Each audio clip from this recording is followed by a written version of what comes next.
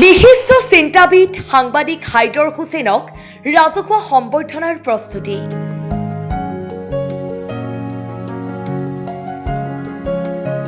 বিশিষ্ট চিন্তাবিদ সাংবাদিক তথা অসমৰ সমাজ জীৱনৰ সমন্বয়ৰ সাধক হাইদৰ হুছেইনক ৰাজহুৱাভাৱে সম্বৰ্ধনা জনোৱাৰ বাবে বিশেষ আয়োজন চলোৱা হৈছে।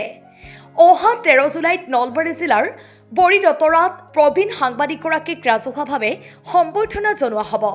এই উদ্দেশ্যে দেওবাৰে অনুষ্ঠিত এখন সভাত বৰভাগ মহাবিদ্যালয়ৰ অৱসৰপ্ৰাপ্ত ভাৰপ্ৰাপ্ত অধ্যক্ষ ফণীধৰ ডেকাক সভাপতি আৰু অৱসৰী অধ্যক্ষ যোগেন্দ্ৰ কলিতাক সম্পাদক হিচাপে লৈ সম্বৰ্ধনা সমিতি গঠন কৰা হৈছে।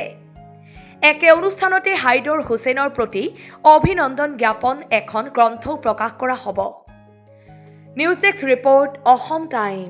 উক্ত সভাত উপস্থিত থাকে শিক্ষা বিষয়া মইনুল হক চৌধুৰী, বিষ্ণুৰাম মেধি, উচ্চতৰ মাধ্যমিক বিদ্যালয়ৰ অধ্যক্ষ ঘনশ্যাম কলিতা, জ্যেষ্ঠ সাংবাদিক শ্বাহ আলম আহমেদ, গ্ৰাম্য বিকাশ মঞ্চৰ সভাপতি পৃথিৱীভূষণ ডেকা, প্ৰতিবিম্ব লাইভৰ সঞ্চালক তৌফিকুদ্দিন আহমেদ, ইছাহক আলী, ফণী পাটোৱাৰী, শৰৎ কলিতা, জিতু আলী, গিৰিশ পাটোৱাৰী, জীৱন কলিতা, আনোৱাৰ হুছেইন, আলতাফ আহমেদ আৰু নৱজ্যোতি সংঘৰ বিষয়ববীয়াসকল।